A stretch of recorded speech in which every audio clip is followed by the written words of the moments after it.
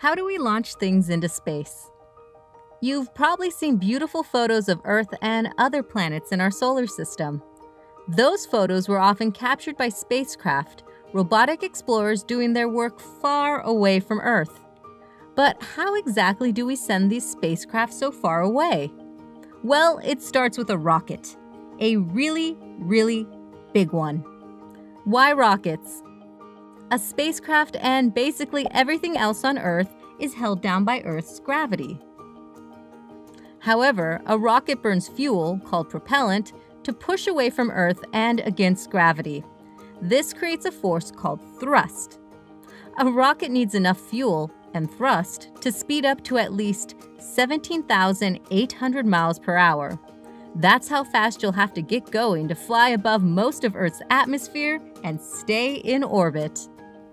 Next, the rocket will release the spacecraft, but when that happens depends on where you're going. A spacecraft that orbits Earth is sometimes called a satellite.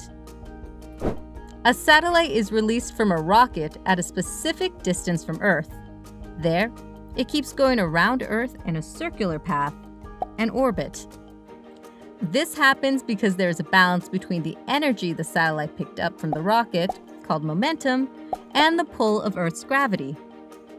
The balance of these two forces can keep a satellite in orbit for many years. But what happens if you want to go farther than Earth? If you're trying to get to another planet, you'll need a fast rocket to overcome Earth's gravity. And you still need to release the spacecraft from the rocket. But you'll also need to figure out the best time to leave Earth to get to that planet. Take Mars, for example. Every 2 years or so, Mars and Earth are closest together.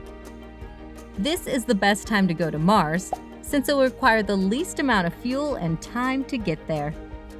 And if you want to explore even farther planets like Saturn, plan carefully.